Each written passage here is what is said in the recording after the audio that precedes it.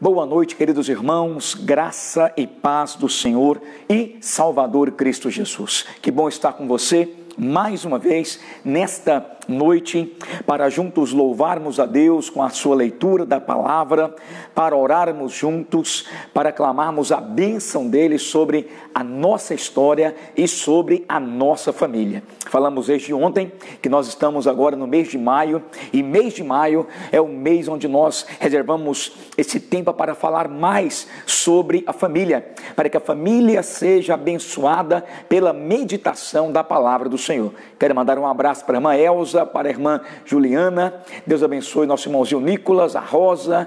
Deus abençoe a irmã Elisângela, a irmã Fernanda. Deus abençoe a irmã Viviane, que está assistindo conosco. Deus abençoe a Crislene. Deus abençoe a irmã Osana Buritim. Deus abençoe a minha irmã, a irmã Rosa Nicásio, a Marina Silva. Deus abençoe o Paulo Roberto, que está conosco hoje. A Márcia Gomes, Deus derrame graça sobre toda a família da nossa irmã. A Maria Aparecida, Deus abençoe com graça e misericórdia. A irmã Nilva Maria, nosso irmão Bosco Antônio, Deus cuide e abençoe da família do irmão Bosco. A nossa irmã Alexandra Contarim, estamos orando, viu, irmã Alexandra, pela recuperação aí da saúde do irmão Gian.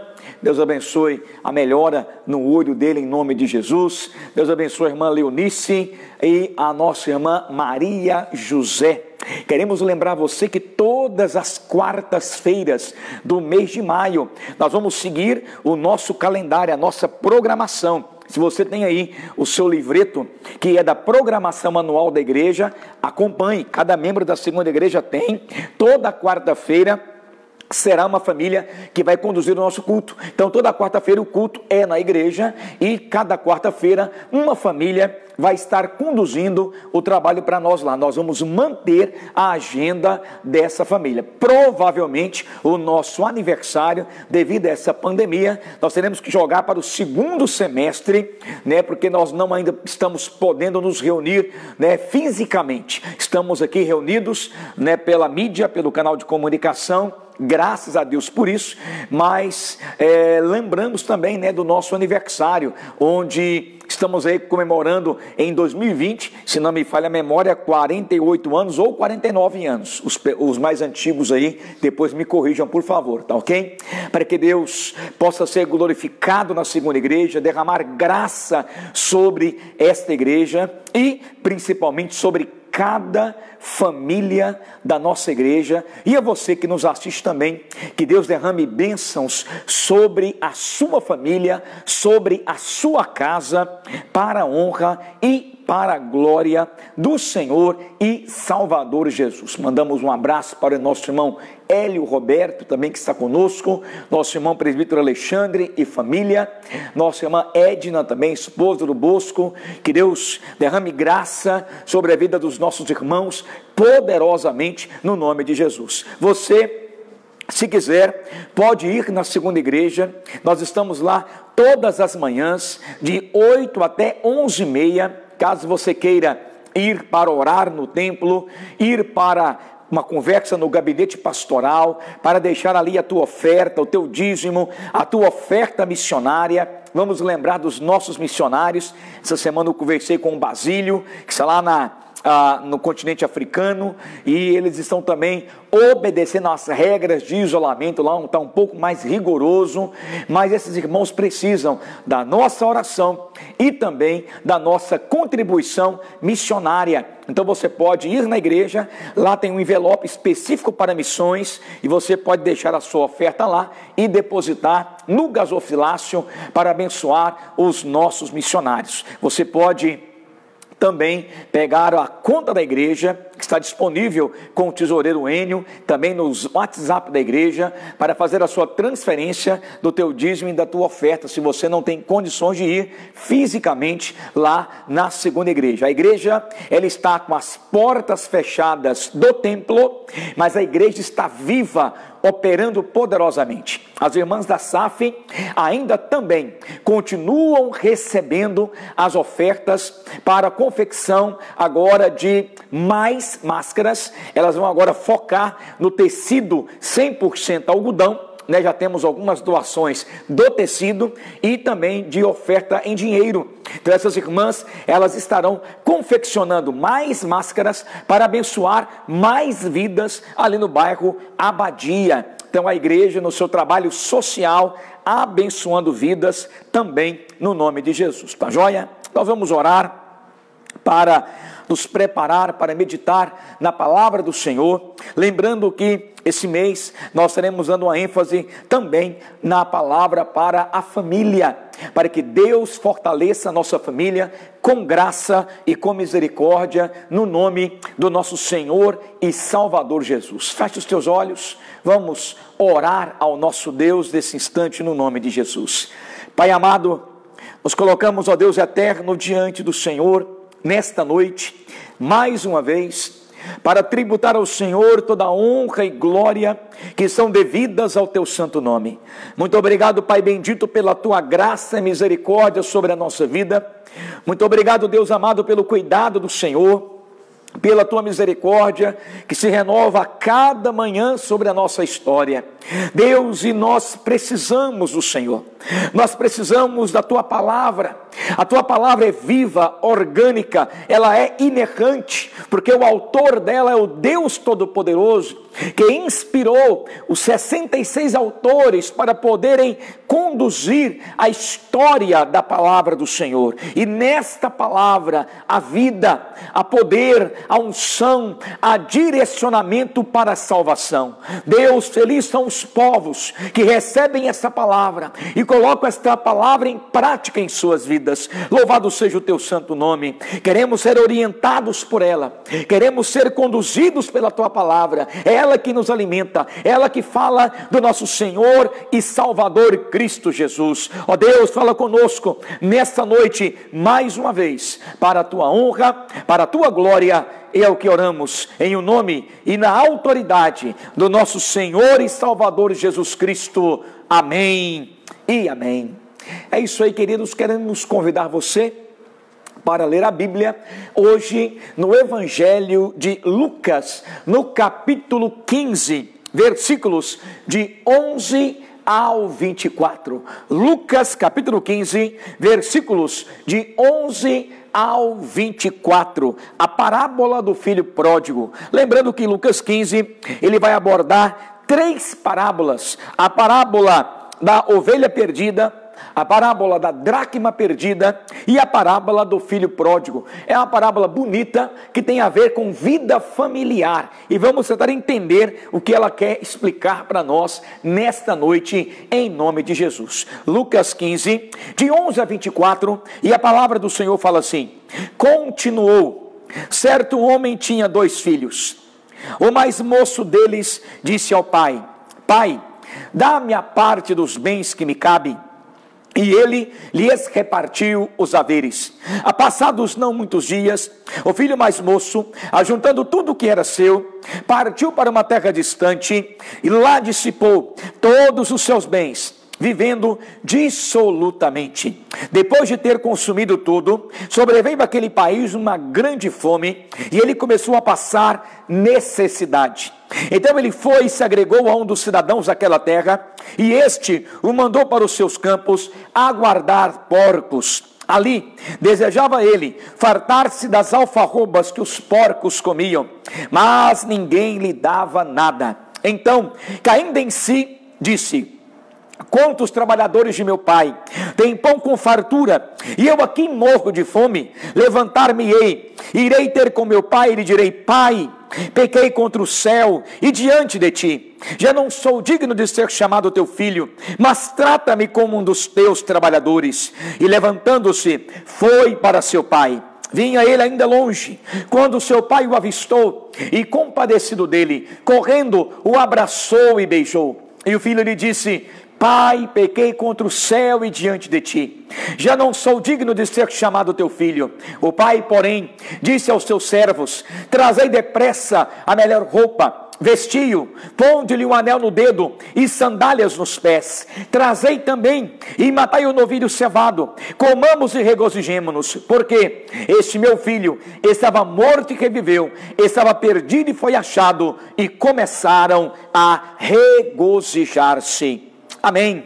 Meus amados irmãos, medite na seguinte pergunta nesta noite: em que consiste a felicidade? Pai, chame o seu filho para ouvir essa mensagem. Pergunte para ele: em que consiste a felicidade? Muitas pessoas têm buscado a felicidade em muitas coisas desse mundo. Por exemplo, as pessoas procuram a felicidade na aquisição de bens. Elas pensam que quanto mais dinheiro tiver, mais felicidade elas terão. Obviamente é um engano fatal na vida dessas pessoas. Outras procuram a felicidade em uma filosofia de vida.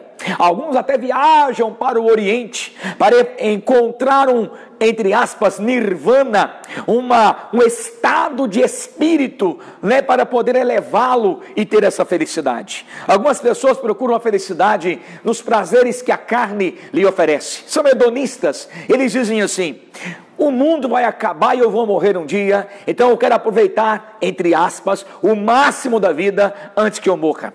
Outras pessoas procuram a felicidade num estado de paz interior. Queridos irmãos, nós encontramos na palavra do Senhor, aqui em Lucas capítulo 15, essa tripla parábola que aborda a mesma coisa.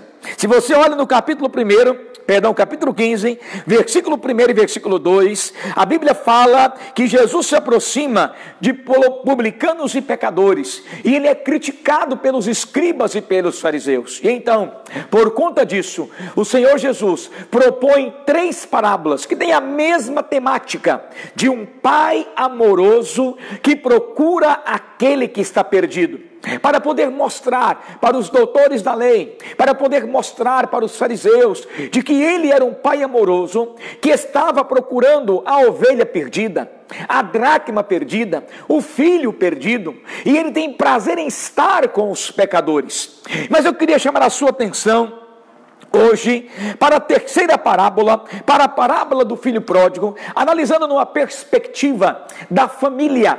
Quantas e quantas vezes Deus tem nos dado grandes bênçãos no contexto familiar, mas uma insatisfação diabólica do inferno, ela tem tomado conta dos corações e tem gerado a insatisfação, o desprazer familiar em filhos, em cônjuges, e essas pessoas têm destruído o seu lar, têm destruído a sua família por aventuras.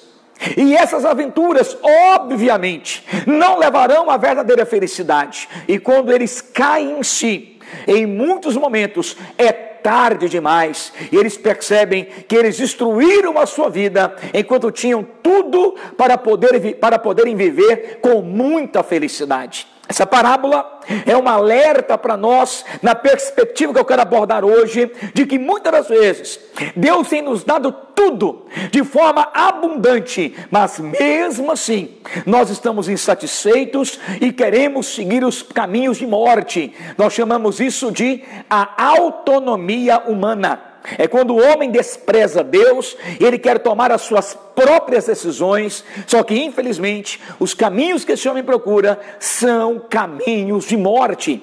Nós encontramos aqui nessa história, nessa parábola, 4 fases da vida. 4 fases da caminhada da perspectiva familiar dessa pessoa. Eu queria aqui desafiar você para tentar encontrar e saber em qual fase você está nesse contexto. Vamos lá então? A primeira fase que aquele jovem, que aquele filho, ele estava, quando ele chega diante do pai e pede parte da herança, que aquele jovem, ele era inconscientemente feliz. Aquele jovem, ele era inconscientemente feliz. Olhe comigo os versículos 11 e 12. Continuou: certo homem tinha 2 filhos. O mais moço deles disse ao pai: pai, dá-me a parte dos bens que me cabe. E ele lhe repartiu os haveres. Perceba bem que essa fase é aquela fase que nós não percebemos, que temos tudo para gozar de plena felicidade, mas há uma insatisfação dentro do nosso coração. Aquele jovem tinha uma família, ele tinha um pai, ele tinha um irmão, aquele jovem tinha uma herança, provavelmente um jovem de posses. Aquele jovem tinha tudo que para um jovem daquela época poderia gozar de plena felicidade, alegria, tranquilidade com a sua família, mas algo estava gerando insatisfação dentro do coração dele. Aquele jovem, ele era inconscientemente feliz, mas ele resolve abrir mão de tudo aquilo que tem para poder correr atrás de uma aventura. Quantas e quantas vezes nós não somos assim? Nós temos os pais, nós temos os irmãos, nós temos uma família que nos aconchega, nós temos o cuidado paterno, a exortação em amor que o pai e que a mãe nos dá, mas parece que alguma coisa está gerada dentro de nós em insatisfação. Ficamos com vontade de sair no mundo, tomar outros rumos e caminhos, mas não percebemos o quanto Deus tem derramado sobre nós bênçãos abundantemente. É aquela velha frase: eu era feliz e não sabia. Por que as pessoas, amados irmãos, elas são tão insatisfeitas com aquilo que elas têm, mesmo tendo tudo para gozar de paz e tranquilidade?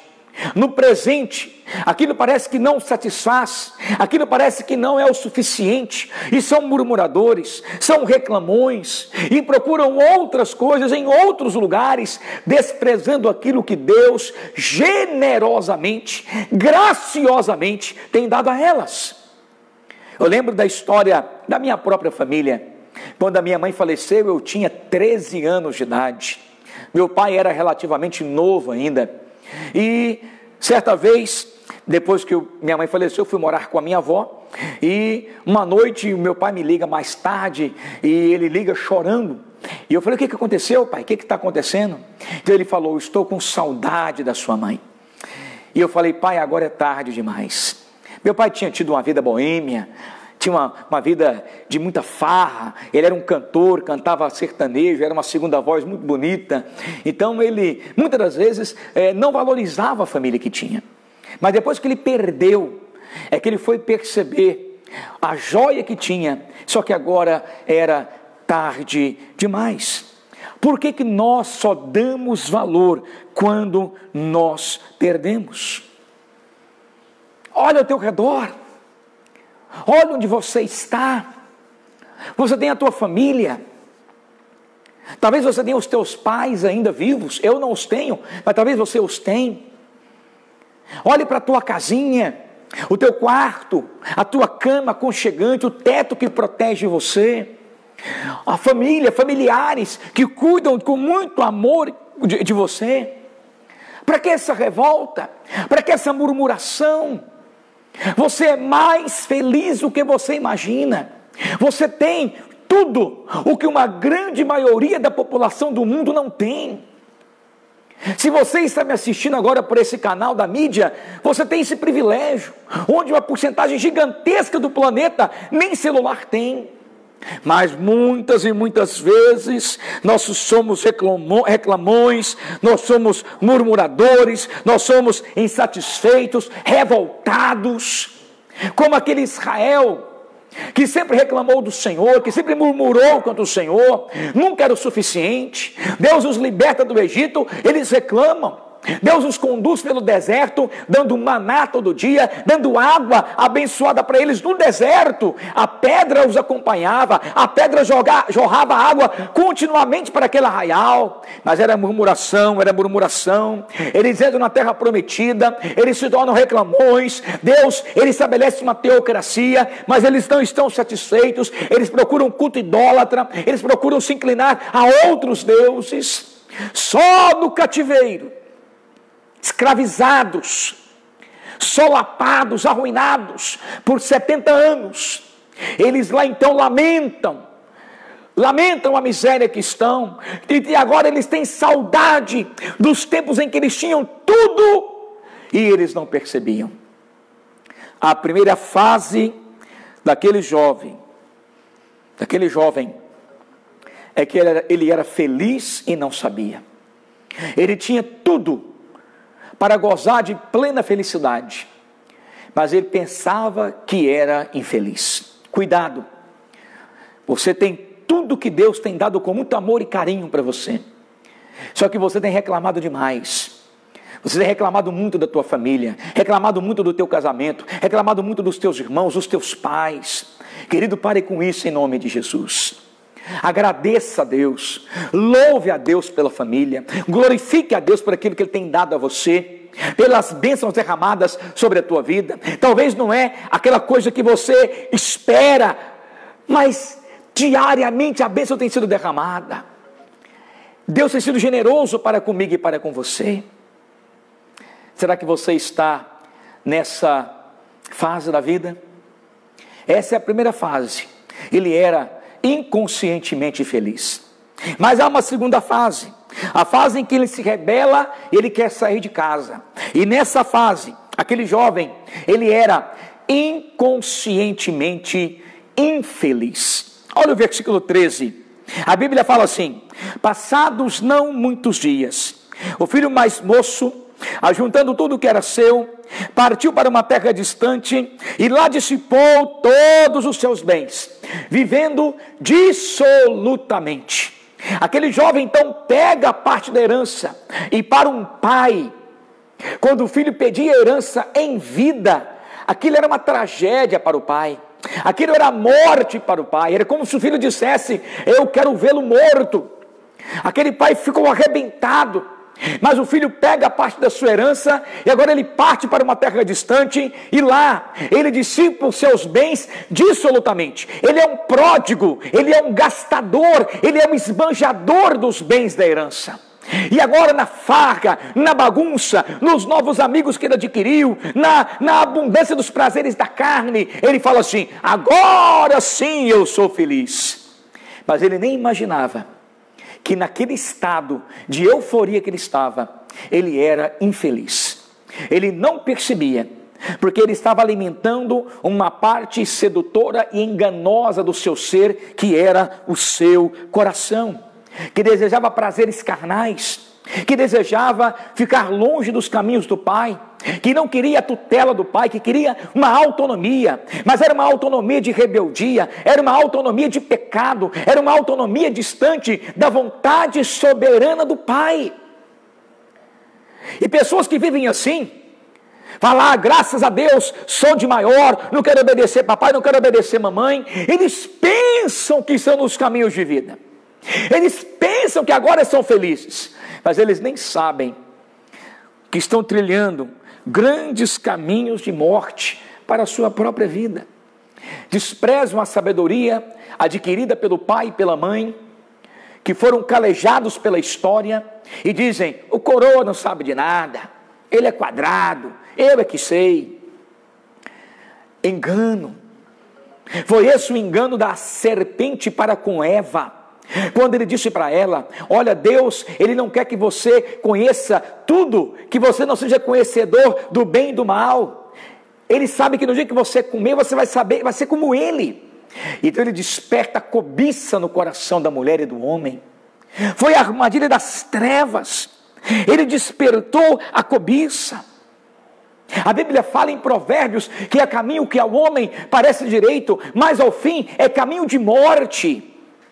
Ah, se todo jovem pudesse assentar aos pés dos seus pais e ouvir a instrução deles, como fala Provérbios, como ensina a palavra do Senhor. Mas infelizmente é uma grande maioria de jovens rebeldes, quebram a cara, pensam que quando estão mergulhados no pecado são felizes. Não é verdade. Eles estão imersos em um plasma de infelicidade, em uma crise existencial. Eles estão alimentando um monstro que vai exigir mais e mais e mais deles a cada dia. Essa segunda fase era aquela fase em que aquele jovem ele era inconscientemente infeliz. Não era uma festa que trazia felicidade, eram muitas festas. Acabava um, ele tinha que ter outra. Acabava uma prostituição, tinha que ter outra. Era uma lascívia, ele tinha que ter outra, para poder suprir, como se fosse um viciado, a ausência da verdadeira felicidade, para poder nutrir a carência do seu coração. Talvez você está assim, longe da casa do Pai, revoltado com a sua família, e dizendo assim: agora eu quero seguir a minha vida, e quando eu seguir a minha vida, eu vou ser feliz de verdade. Cuidado, querido. Você pode estar cavando a tua própria sepultura. Você pode estar desprezando os conselhos daqueles que já trilharam os caminhos que você sonha trilhar. Esses palmilharam para você um caminho de bênção. Eles te orientam. Não despreze os conselhos dos anciãos, das cãs, dos cabelos brancos. Senão você vai trilhar caminhos de morte. E quando você perceber, você foi seduzido pelo canto da sereia, e aí será tarde demais. Esta é a segunda fase daquele jovem, daquele filho mais novo. Será que você está nessa fase? A primeira fase era que ele era inconscientemente feliz. Ele tinha tudo para gozar da felicidade, mas era insatisfeito. Na segunda fase, quando ele vai para longe do Pai, ele é inconscientemente infeliz. Ele pensa que está feliz longe do Pai. Ele pensa que agora é feliz não obedecendo o Pai, seguindo as suas próprias decisões. Mas ele está se afundando no charco da morte, dia a dia. Terceira fase, aquele jovem, ele era conscientemente infeliz. Agora ele cai em si e percebe a loucura que ele cometeu. Olha comigo nos versículos 14 até o 19. Depois de ter consumido tudo, sobreveio àquele país uma grande fome, e ele começou a passar necessidade.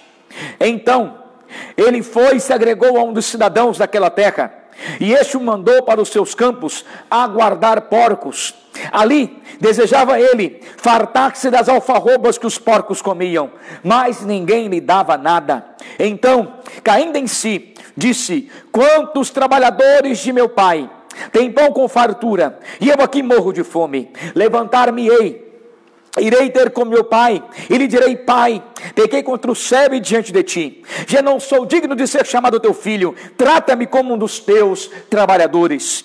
Amados irmãos, aquele filho, depois que ele dissipa tudo que tem, depois que os seus amigos de fachada viram que ele havia perdido tudo, se afastam dele. Ele agora se afunda na mais medíocre e miserável das profissões. Para um judeu, cuidar de porcos, algo que era abominável na lei levítica.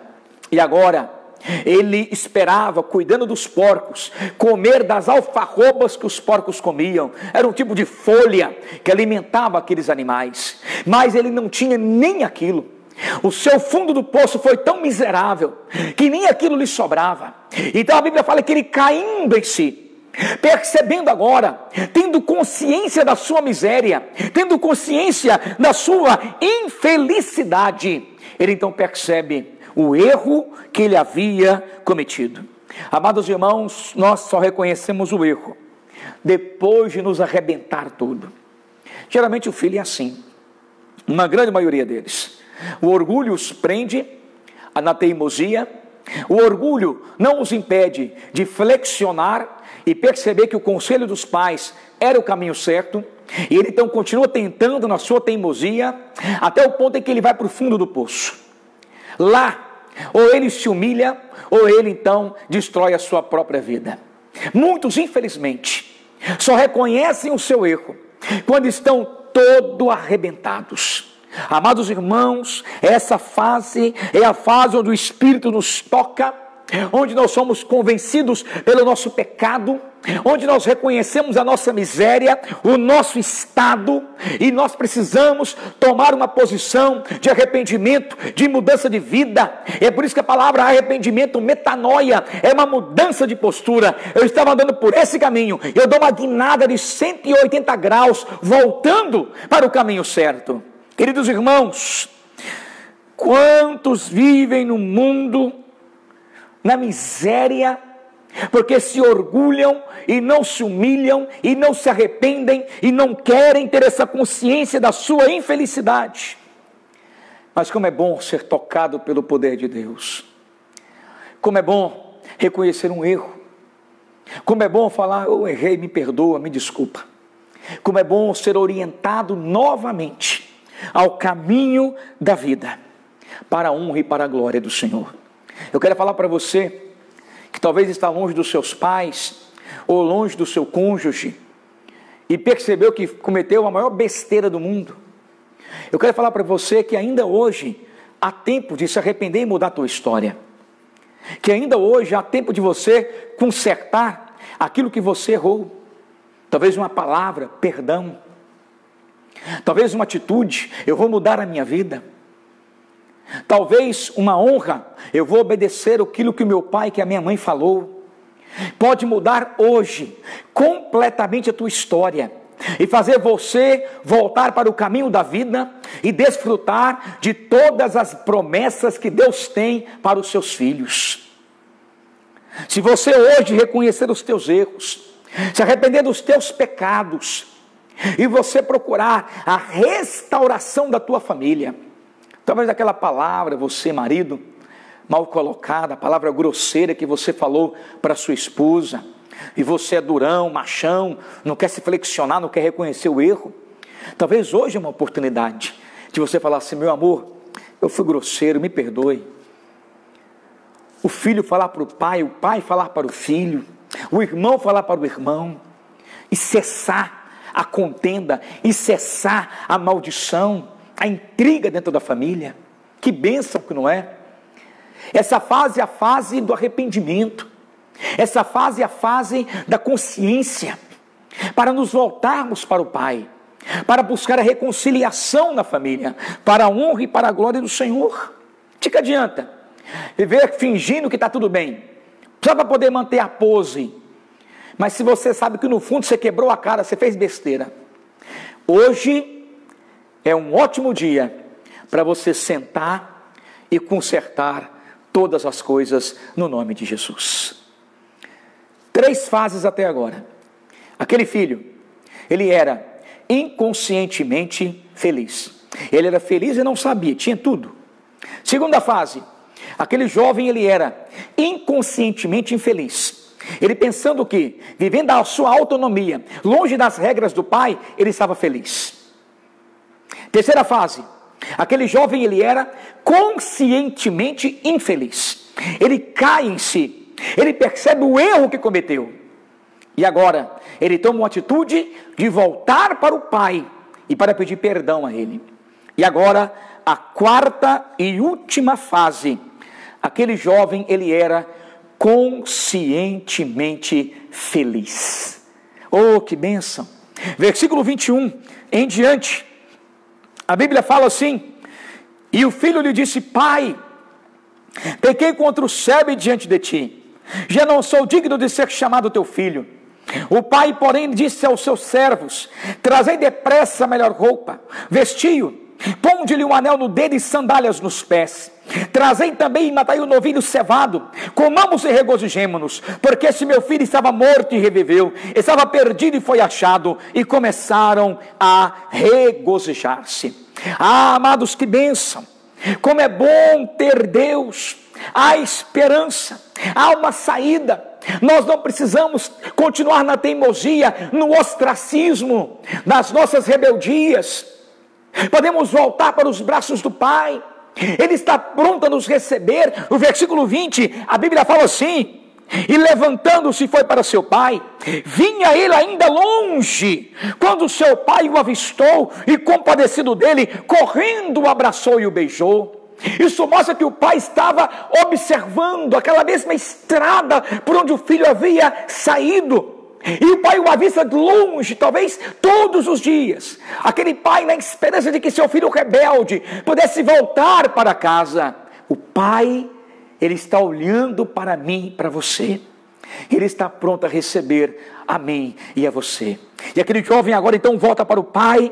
Ele abandona o mundo, ele abandona o pecado, ele se arrepende, ele fala para o pai o que está acontecendo. E agora o pai, ele está restaurando o seu filho. E o processo de restauração começa. O pai lhe beija, o pai dá um anel para ele, o pai coloca sandália nos pés, o pai manda matar o novilho cevado. E cada uma dessas imagens tem uma simbologia muito bonita. Por exemplo, o filho estava destruído, mas quando o filho se aproxima do pai, a Bíblia fala no versículo 20 que o pai, compadecido, correndo, o abraçou e o beijou. O beijo, ele é símbolo do perdão. Talvez nós temos dificuldade em beijar, ainda mais homem com homem, mas naquele contexto lá era algo muito natural e era algo que expressava afetuosidade, perdão. O pai não está revoltado com o filho porque ele gastou herança como o irmão mais velho estava. Pelo contrário, o pai o beija, o pai dá o sinal de que ele está perdoado. Quando nós voltamos aos pés do Senhor, mesmo com toda a nossa rebeldia, mesmo com todo o nosso pecado, a nossa imundícia, Ele perdoa. Em Isaías capítulo 1, de 18 a 20, Deus fala: ainda que os vossos pecados sejam vermelhos como a escarlata, eles se tornarão brancos como a lã. Que maravilha, queridos! Pai, Ele faz mais. O Pai, Ele coloca a melhor roupa. O pai manda tirar aquela roupa fedida de porco, e roupa no Novo Testamento simboliza vestes de santidade ou de pecado. Você vai lembrar que Paulo fala muito isso: despojai-vos do velho homem, tirai essa roupa e revesti-vos, veste outra roupa. E o pai coloca agora, amados irmãos, roupa nova, que simboliza santidade.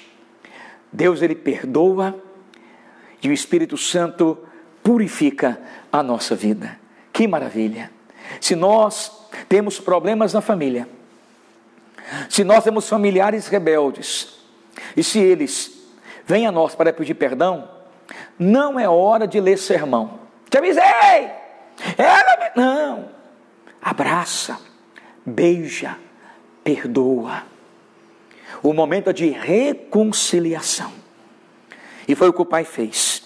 O pai, além do beijo, além da melhor roupa, o pai coloca um anel no dedo. E o anel é símbolo de aliança. A aliança que foi quebrada quando o filho requereu para si a herança. É como se ele dissesse: pai, para mim o senhor está morto. Mas o pai não leva isso em conta.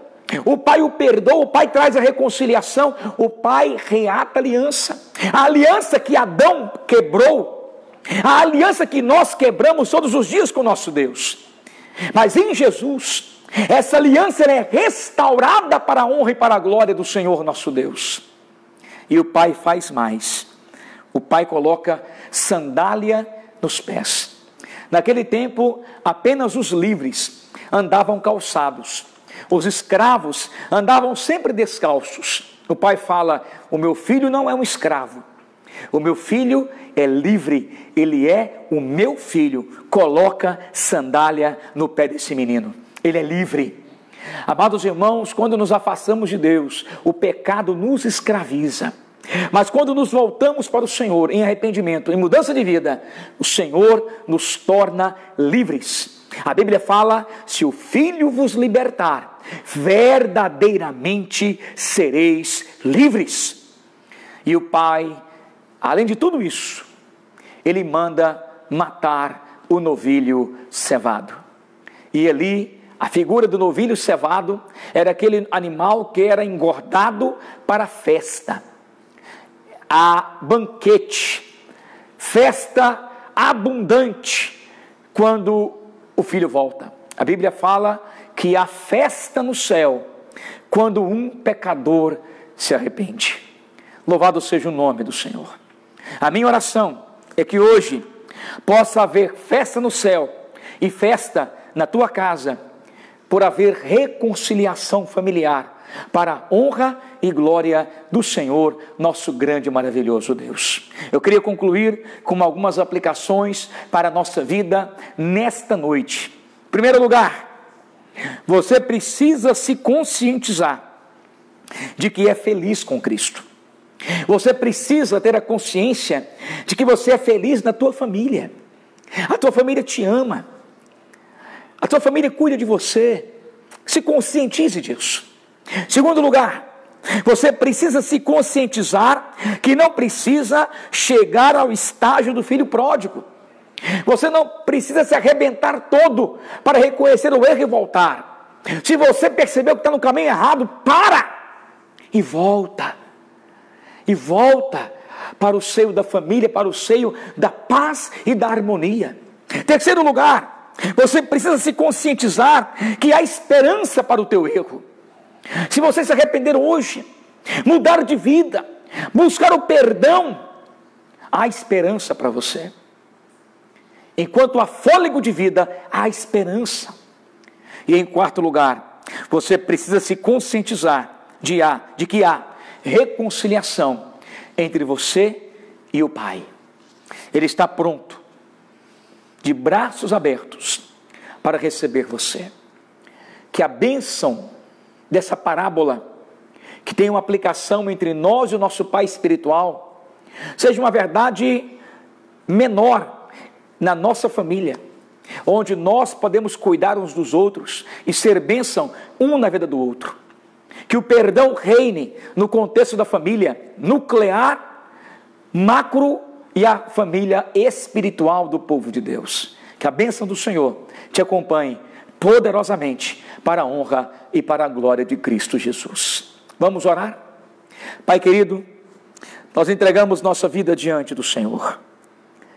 Pai amado, reconhecemos o quão bem-aventurados somos com nossas famílias, com o carinho do lar, com o cuidado uns dos outros. Pai amado, não permita que venhamos a nos desviar desses caminhos, das orientações de vida, das regras que são para nos proteger do mau caminho, dos caminhos de morte, e que cada filho aprenda isso, e siga por esse caminho de vida, meu Pai. Deus querido, que quando errarmos, haja a conscientização, pelo poder do Espírito Santo, de que nós precisamos do milagre do Senhor. Pai amado, porque sabemos que Tu és um Deus tão bom, tão misericordioso, que está pronto para nos receber. Mesmo quando o filho é rebelde e se afastou do Senhor, o Senhor está de braços abertos para receber o pecador. Oh Pai, louvado seja o nome do Senhor por isso. Guarda a tua igreja, guarda o teu povo, debaixo do cuidado do Senhor, para a honra e para a glória do Senhor e Salvador Cristo Jesus. Amém e amém.